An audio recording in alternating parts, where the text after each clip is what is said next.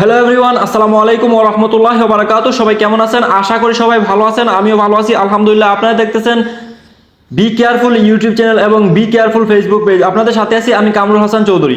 তো বন্ধুরা, সারা দেশ যখন জুনিয়র সাকিবের গোপনাঙ্গ কাটা নিয়ে ব্যস্ত, তার মধ্যেই ঘটে গেল আরও একটি ঘটনা।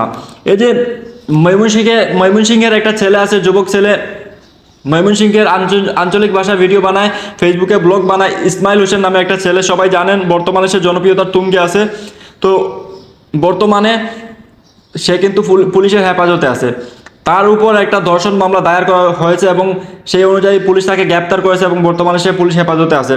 তো খুবই সাদামাটা, আমরা যখন দেখতাম তার ভিডিওগুলো দেখতাম, খুবই সাদামাটাভাবে একদম গ্রাম্য পরিবেশে সে ভিডিও বানাতো এবং ময়মনসিংহের আঞ্চলিক ভাষায় ভিডিও বানাতো। তো সেই ছেলেটাকে কেন মানে গ্রেপ্তার করা হলো? সেই ছেলেটার উপর এমন অভিযোগ কেন আসলো? তো ভাই, অবশ্যই তার কোনো দোষ আছে, সেই জন্য অবশ্যই তার উপরে এই অভিযোগ আসছে, এমনিতে তো আর আসে নাই। তো আমি ভিডিওটা আপনাদের দেখাবো, বিস্তারিত বুঝতে পারবেন এখানে কে কী বলতেছে। আমি প্রতিটা জিনিস আপনাদের দেখাবো। এই মেয়েটা মানে ইসমাইলের উপর কী অভিযোগ এনেছে এবং তার মেয়েটার মা কী অভিযোগ এনেছে এবং ইসমাইলের ভাই এই বিষয়ে কী বলতেছে, প্রতিটা বিষয় আমি আপনাদের দেখাবো। সেজন্য অবশ্যই ধৈর্যের সাথে ভিডিওটা দেখেন। তো ভাই, আমরা কিছুদিন আগে পর্যন্ত জানতাম যে এই ইসমাইল হোসেন ছেলেটা খুবই সাদামাটা, খুবই ভালো মানুষ, কারণ তার ভিডিওতেই প্রমাণ মিলতো এরকম। তো ভাই, মানুষের মনের ভিতরে কি আছে কেউ বলতে পারে না। আরও একটা কথা, মানে হঠাৎ করে যদি হঠাৎ করে যদি অল্প পানির মাছ বেশি পানিতে পড়ে যায়, তাহলে কিন্তু সে আত্মহারা হয়ে যায়, খুশিতে আত্মহারা হয়ে যায় এবং সে কি করে নিজেই বুঝে না। তো এদের মানে এই ইসমাইল হোসেন এবং তার ভাইয়ের যে ভাষ্যটা, তাদের আগে পুরনো ভিডিওগুলোর মধ্যে তারা কিন্তু এটা প্রকাশ করেছে যে তাদের অবস্থা, তাদের যে ফ্যামিলিগত অবস্থাটা খুব ভালো ছিল না, তাদের আর্থিক অবস্থা খুব ভালো ছিল না।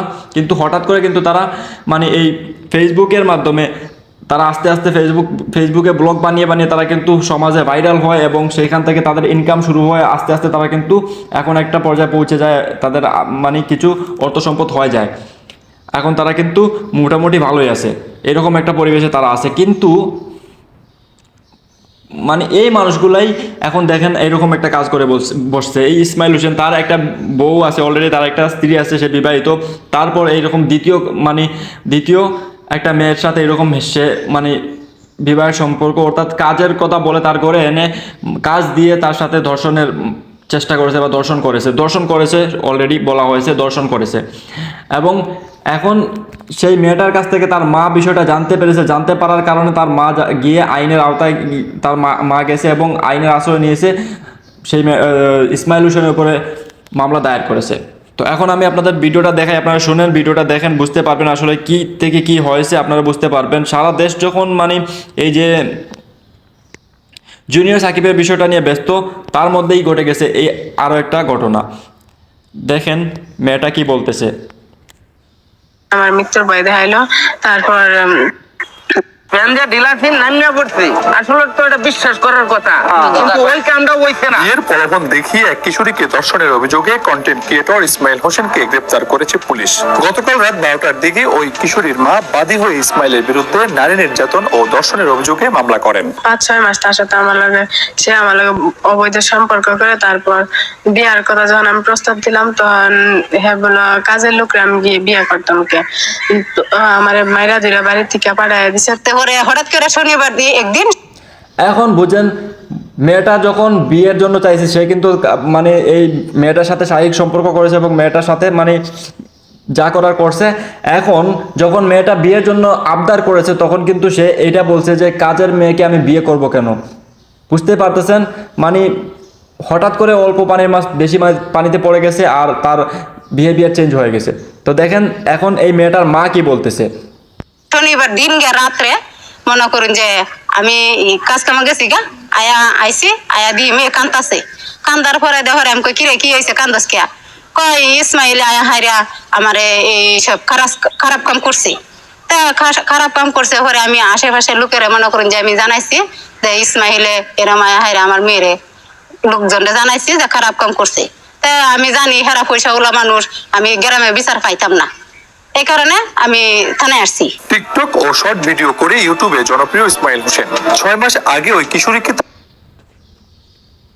আর নিজ বাড়িতে গৃহ পরিচালিকার কাজ দিয়ে বিয়ে করার প্রলোভন দেখিয়ে ইচ্ছার বিরুদ্ধে ওই কিশোরীকে ধর্ষণ করেন। পরে ওই কিশোরীর পরিবারের সদস্যরা বিষয়টি জানতে পেরে ইসমাইলকে বিবাহ করার জন্য চাপ প্রয়োগ করেন ওই কিশোরীর মা। এই ঘটনা জানাজানি হলে ওই কিশোরী ও তার মাকে হত্যার হুমকির অভিযোগ ওঠে ইসমাইলের বিরুদ্ধে। পাড়ার লোকের মিলে দেখেন মানে ইসমাইল শুধু এখানে ক্ষান্ত হয় নাই, ধর্ষণ করেও ক্ষান্ত হয় নাই। সে মেয়েটা যখন মেয়ে আর তার ফ্যামিলি পরিবার বা সমাজের লোক যখন দাবি করেছে যে ইসমাইলকে এই মেয়েটাকে বিয়ে করতে হবে, তখন ইসমাইল বলতেছে যে মানে ইসমাইল হত্যারও হুমকি দিয়েছে, এরকম একটা মানে অভিযোগ তুলেছে এই মেয়েটার মা। বুঝতে পারতেছেন, এমনি এমনি কেউ এত কিছু তুলে না, বা আমার কথা হলো যদি তারা কিছু মানে এমনি এমনি তুলেও ফেলে হয়তো, বা এই মানে বিষয়টা এমনি এমনি তুলে ফেলছে যে হত্যার অভিযোগটা এমনি এমনি তুলে ফেলছে, কিন্তু বাকি যেটা আছে দর্শন, এমনিতে ভাই কোনো জায়গায় যদি এতটুকু কিছু না হয় তাহলে কিন্তু এত কিছু হয় না। সামান্য কিছু না কিছু তো অবশ্যই আছে, সে কিছু না কিছু অবশ্যই করেছে, এখানে রহস্যমূলকভাবে কিছু না কিছু আছে। তো এখন শুনেন আবার মেয়েটা কি বলতেছে। একটা বিচারের আবদার করলো, তখন পাড়ার লোক তারা কিছুই করলো না, বা তাদের টাকা পয়সা বেশি আছে দেখে আমার মৃত্যুর ভয় দেখাইলো। তারপর আমি থানার আশ্রয় নিলাম। গত শনিবার দিনে কিশোরীর মা বাড়িতে না থাকা ইসমাইল ওই কিশোরীর বাড়িতে গিয়ে ফের ধর্ষণ করেন। ওই সময় কিশোরী বিয়ের কথা বললে ইসমাইল তাকে হুমকি দিয়ে বাড়ি থেকে চলে যান। এই ঘটনায় কিশোরীর মা ও তার আত্মীয় স্বজন সহ আশেপাশের লোকজন বিষয়টি জানিয়ে বিচার দাবি করেন। বিচার না পেয়ে গত সোমবার কিশোরীর মা হালুয়াঘাট থানায় লিখিত অভিযোগ দায়ের করেন। গতকাল মঙ্গলবার পুলিশ ইসমাইলকে আটক করে তদন্ত করে ঘটনার সত্যতা পায়। এই বিষয়টা আছে আমাদের এই সমাজের সকলে এটা নিষ্পত্তি করছি আমরা। এটা দেখছেন এখানে কিন্তু পুলিশ তদন্ত করে কিন্তু সত্যতা পেয়েছে, তার মানে অবশ্যই সত্য কিছু আছে। তো বুঝতেই পারতেছেন, হঠাৎ করে যদি অল্প পানির মাছ বেশি পানিতে পড়ে যায় তাহলে কিন্তু তার এই অবস্থাই হয়। তো ভাই হঠাৎ করে কাউকে মানে অতিরিক্ত ধনী হয়ে যাওয়া উচিত না। হঠাৎ করে কাউকে অতিরিক্ত হঠাৎ করে যদি কেউ ধনী হয়ে যায় তাহলে সে মানে দিশা খুঁজে পায় না। তো এই মানুষটা মানে এই ইসমাইল হোসেন যে ছেলেটা, তাকে মানে খুবই সাদামাটা লাগতো, কিন্তু তাকে দেখে এগুলো মনে হতো না যে সে এরকম কর্মকাণ্ড করতে পারে। তার ভিডিওগুলো দেখে মনে হতো যে সে খুবই সাদামাটা একটা গ্রামের ছেলে, সে এরকম একটা কাজ করে ফেলছে। বুঝতেই পারতেছেন, সে ধর্ষণ করে ফেলেছে, তার ঘরে কাজে নিয়ে আসছে মেয়েটাকে, নিয়ে এসে ধর্ষণ করেছে, এবং লাস্ট পর্যায়ে সে ওই মেয়েটার বাসায় গিয়ে তাকে ধর্ষণ করেছে। এবং সেই মেয়েটা যখন বিয়ের আবদার করেছে তখন সে আবার বলেছে যে হত্যা করবে, এরকম বলে হত্যার হুমকি দিয়েছে। এইটা হচ্ছে মানে পুলিশের ভাষ্য। এরকম একটা মানে পুলিশ তদন্ত করে সত্যতা পেয়েছে সেখান থেকে। তো বুঝতেই পারতেছেন ভাই, মানুষ নিজের অতীত কিভাবে ভুলে যায়, মানুষ নিজের অতীত ভুলে গিয়ে এত বড় কর্মকাণ্ড কিভাবে করে ফেলে। মানে এই মানুষগুলো কোথা থেকে উঠে আসছে, তাদের মানে করুণ কাহিনীটা শুনে কিন্তু জনগণ তাদেরকে মানে ভালোবাসা দেখিয়েছে, তাদের ফেসবুকে ফলোয়ার্স বেড়ে গিয়েছে, এই তাদের মানে সিম্পিতি পেয়ে গেছে তারা তাদের ব্যাকগ্রাউন্ডটা বলে, যে তারা হতদারিদ্র ছিল, এরকম ছিল ওইরকম ছিল ওইটা বলে। কিন্তু এখন দেখেন সেই মানুষগুলো এখন কি করতেছে, সেই ইসমাইল হোসেন এখন কি করতেছে। সাংবাদিক সম্মেলন তারা ইচ্ছা করে এটাই তো। আমার বক্তব্যটা এটাই হচ্ছে যে ইসমাইল ভাইকে যারা চিনেন তারা অবশ্যই ধৈর্য ধরেন, সত্য অবশ্যই আমি উপস্থাপন করবো। ইসমাইল ভাই বৈধ দ্বিতীয় স্ত্রী, সে মানুষের প্রয়োজনে যখন ডিভোর্স লেটার পাইছে মামলা দায়ের করেছে। তো এটা এখন প্রক্রিয়াধীন, আমরা নিষ্পত্তি করে সব তথ্যপাত্র নিয়ে আমি সবকিছু আমার পেজ এবং আমি প্রেস মিডিয়ার সামনে উপস্থাপন করব। আপনারা কেউ ভুল নিউজে বিভ্রান্তিতে পড়বেন না। এই বিষয়ে হালুয়াঘাট থানার ভারপ্রাপ্ত কর্মকর্তা মাহবুবুল হক এই কথাগুলো বলতেছিল ইসমাইলের ছোট ভাই, সেও কিন্তু ভাইরাল। সে কিন্তু লাস্টে মানে প্রথমে সে ভিডিও বানাইছিল কিন্তু সে ফেস সামনে আনে নাই, এখন সে ফেস সামনে নিয়ে এসে ভিডিও বানাচ্ছে, কিন্তু তার নামটা আমার মনে নেই। এটা হচ্ছে ইসমাইলের আপন ভাই।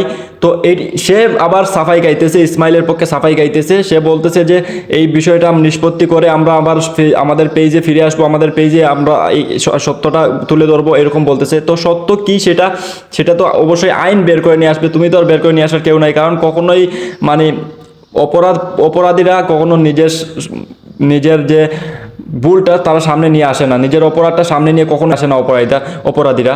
তো সে আর কি আনবে, তার নিজের ভাই। তো যাই হোক, সে তার নিজের ভাইয়ের সাফাই গাওয়ার চেষ্টা করতেছে। তারপর শুনেন। বলেন, ওই কিশোরীর মা বাদী হয়ে মামলা করেছেন। অভিযুক্ত ব্যক্তিকে গ্রেপ্তার করে আদালতে পাঠানো হয়েছে। কিশোরীকে পুলিশের হেফাজতে নিয়ে মেডিকেল পরীক্ষার জন্য ময়মনসিংহ মেডিকেল কলেজ হাসপাতালে পাঠানো হয়েছে।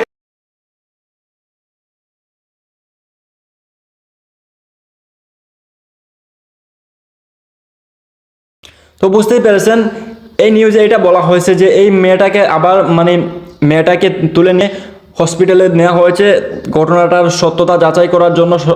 এই মেয়েটাকে মানে টেস্ট করানো হবে, যেই টেস্ট করানো জরুরি সেই টেস্টগুলো করানো হবে এবং সেখান থেকে এই ঘটনাটা আসলে সত্যি কি না সেটা জানা যাবে।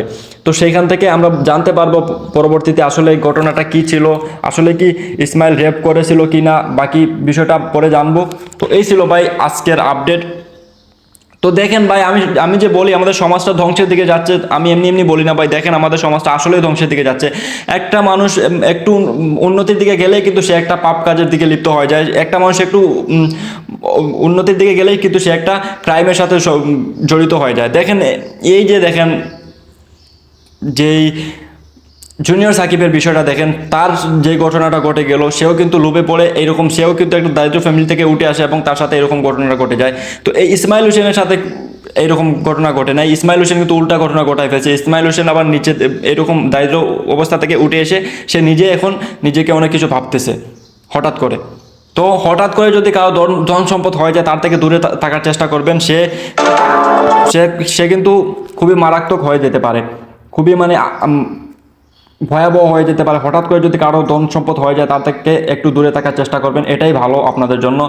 আর সবাই ভালো থাকবেন, সুস্থ থাকবেন, নিজের এবং নিজের ফ্যামিলির খেয়াল রাখবেন এবং চোখ রাখবেন বি কেয়ারফুল ইউটিউব চ্যানেলের পর্দায়। আর সবাই ভালো থাকবেন, সুস্থ থাকবেন। আল্লাহ হাফিজ। আসসালামু আলাইকুম ওয়া রাহমাতুল্লাহি ওয়া বারাকাতুহু। দেখা হবে নেক্সট ভিডিওতে।